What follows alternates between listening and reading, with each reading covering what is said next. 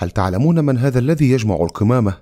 إنه بلدوزر الإصلاح جون بومبي ماغوفولي، رئيس تنزانيا، قاهر الفساد والرشوة في بلاده. حاصل على الدكتوراه في الكيمياء، وبدأ كأستاذ في الثانوية بعد انتخابه في أكتوبر عام 2015. أقال ماغوفولي عدة مسؤولين بارزين، من بينهم رئيس جهاز مكافحة الفساد، ورئيس مصلحة الضرائب، ومسؤول بارز في السكك الحديدية، ورئيس هيئة المواني، في إطار حملة واسعة لمكافحة الفساد. ماغوفولي قام بطرد 10,000 موظف بسبب التزوير، وأوقف الاحتفالات الرسمية في يوم الاستقلال لكي لا تخسر الدولة أي مصاريف، وحول هذه المصاريف لمحاربة وباء الكوليرا في بلاده آنذاك. قلل ماغوفولي عدد الوزراء من 30 وزير في الحكومة إلى 19 وزير، وطلب من جميع الوزراء الكشف على أرصدتهم وممتلكاتهم، وهدد بإقالة أي وزير لا يكشف على حسابه أو لا يوقع على تعهد بالنزاهة.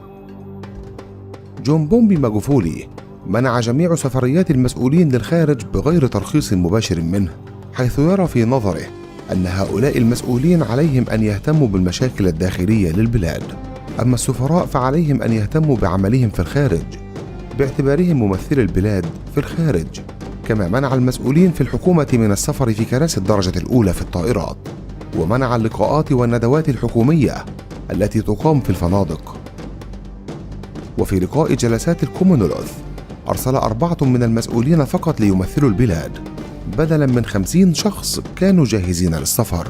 وفي زيارة مفاجئة قام بها للمستشفى الرئيسي في الدولة، وجد المرضى يفترشون الأرض، ووجد أيضا الأجهزة الطبية متعطلة، فقام بعزل جميع المسؤولين في المستشفى، وأعطى مهلة 2 أسبوع للإدارة الجديدة. لكن وفي خلال 3 أيام فقط أصلحوا كل شيء.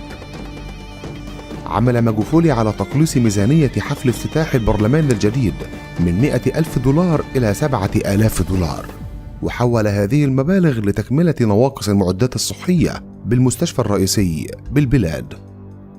أرسل ماغوفولي رئيس وزرائه في تفتيش مفاجئ لميناء دار السلام، واكتشف وجود تجاوزات ضريبية واختلاسات بلغت 40 مليون دولار من العائدات، فأمر باعتقال رئيس الديوان في تنزانيا مع 5 من كبار مساعديه، وبدأ تحقيق جنائي معهم. أمر ماغوفولي بجمع العربات الفارهة التابعة للدولة وباعها في المزاد العلني، وعوضهم بسيارات تويوتا فيتز.